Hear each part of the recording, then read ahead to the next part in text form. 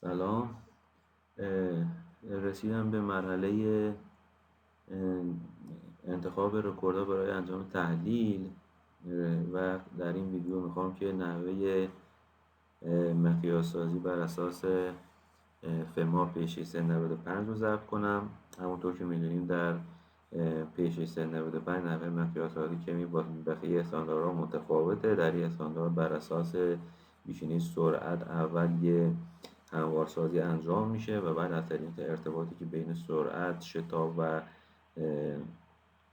دیسپلیسمنت هست از نظر طوری با اعمال این ضریب بر رکورد اثراتش رو در شتاب و جابجایی خواهیم داشت. برای این کار خب باید از خود رکوردهایی که P695 اعلام کرده استفاده کنیم یا معمولا استفاده میکنیم. این رکوردها شامل رکوردهای حوزه دور و رکوردهای حوزه نزدیک با پالس و بدون پالس هست که من در این ویدیو نحوه استفاده از رکوردهای زلزله حوزه نزدیک با پالس که البته فرقی هم نداره، حالا هر رکوردی میخواد باشه روش همین است، استفاده میکنم. از نرم افزار سایدمو اسپک استفاده میکنم. خوبی نرم افزار نسبت به نرم افزارهای مشابه مثل سایدمو سیگنال یا نرم افزار دیگه اینه که این نرم افزار رکوردها رو به صورت دسته‌ای هم دریافت میکنه و به صورت همه رو با هم میگیره، همه رو با هم طیف رسم میکنه، هموارسازی میکنه و سایر کاراش به صورت دسته‌ای و کار یکم ساده‌تر و سرعت کارم بیشتر میشه. خب من نرم سازی متفکت رو باز میکنم و در بخش چون میخوام از خود داده‌های پیر استفاده کنم این گزینه رو انتخاب میکنم. توجه کنیم برخی از داده‌های سایت پیر معمولا 5 ستونه هستن. حالا برخی از جاها این داده ها رو اومدن به توسط نرم افزار خیلی ساده دیگه اومدن به تک ستونه تبدیل کردن. قبل از اینکه از گزینه پیر در این پنجره استفاده بشه یه بار خود رکوردتون رو نگاه کنید ببینید تک ستونه است یا 5 ستونه است. ولی اگه از سایت پیر دانلود میکنید که لطفاً به طور کلی خب بگید مستقیما 5 ستونه است و نرم افزار خودش این تشخیص میده و از اون 5 ستونه بودنش استفاده میکنه و وارد نرم افزار میشه رکورد. این رو انتخاب میکنیم و وارد رکورد هایی که دانلود شده است میکنیم. اینجا میشه یه دونه وارد کرد. میگم در نرم افزارهای دیگه مثل سایدمو سیگنال تا جایی که یادم است تکی بود، حالا جدیدا ازش استفاده نکردم. همه رکورد ها رو انتخاب میکنم و منتظر میمونم تا همه اینا در برنامه فراخوانی بشه.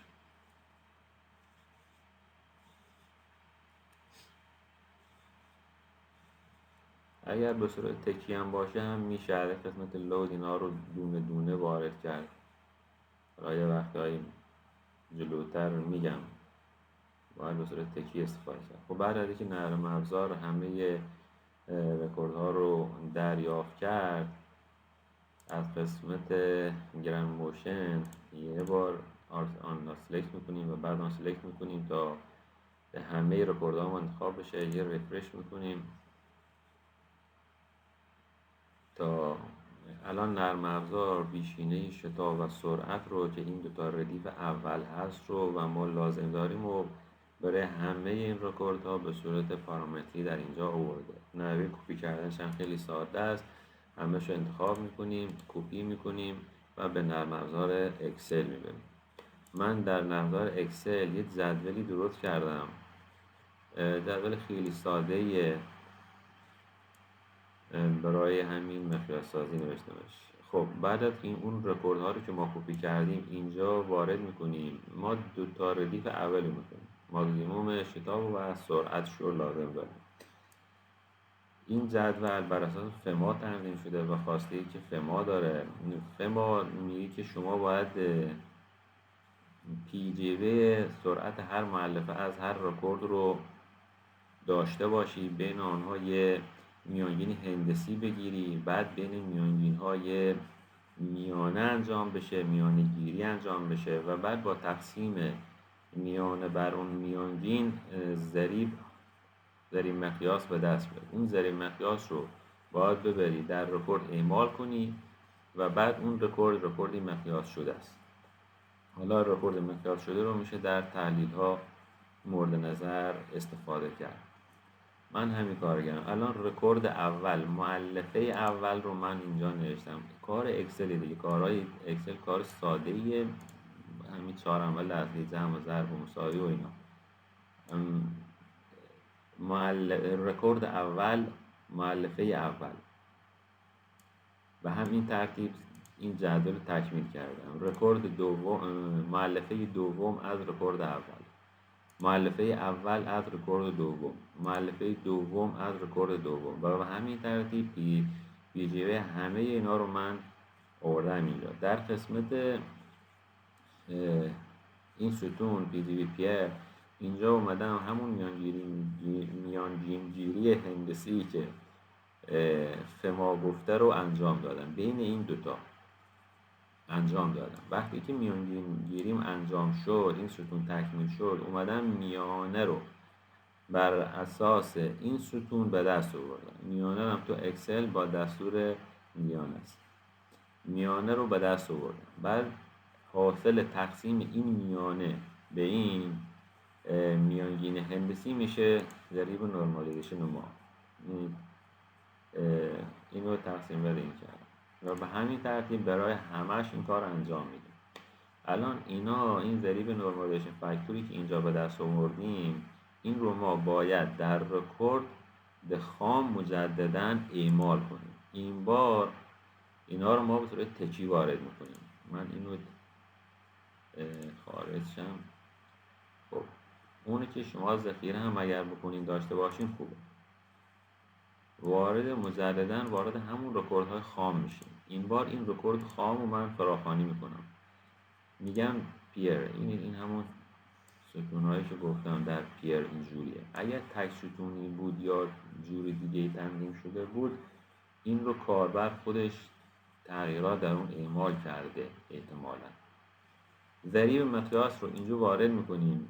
مثلا ضریب مقیاس رکورد اولی برای هر دو تا مؤلفه‌اش خب 83 من ممیز 83 رو اینجا اعمال میکنم و بعد این رکورد رو وارد نرم افزار میکنم. همه رکوردها باید اینجا وارد میشن. بعد که همه اینا وارد شدن، مجددا وارد قسمت گرند موشن میشیم و همه رکوردها رو انتخاب میکنیم، یه ریفرش میزنیم و مجددا یه جدول کاملی مثل همون جدول قبلی به ما میده، اما این بار مقادیر اون مقیاس شده است بر اساس اون ضریب مقیاسی که ما براش تعیین کردیم.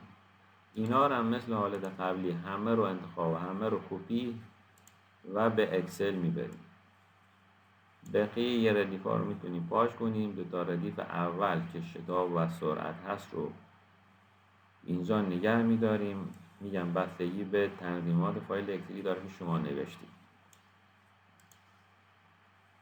خب اینا رو هم الان رکوردهای مقیاس شده PGA و PGV شما آوردیم. من اینجا دو تا ستون دارم. این دو تا ستون مربوط به PGA ماکسیموم، مربوط به رکوردهای خام اولیه است، یعنی این بالایی ها. اینا ماکسیمومشونه که دیگه برای هر رکورد ما اینجا نوشتیم. این هم میانگینشونه. و اما رکوردی که الان مقیاس شده رو باز میاریم اینجا. PGA و هر دو مؤلفه هر رکورد رو اینجا باز من اومدم نوشتم D8 که این میره مربوط به این دیگه، از اینجا برمیداره، بعدش میشه همینجور. همه اینا رو اینجا در این فایل اکسل میخونه.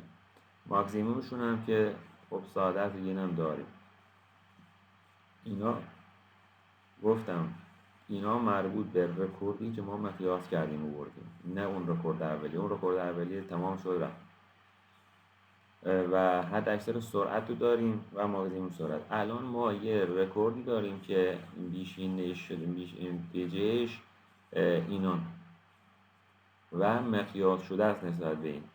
از این رکوردها ما از نرم افزار خروجی اگر بگیریم و در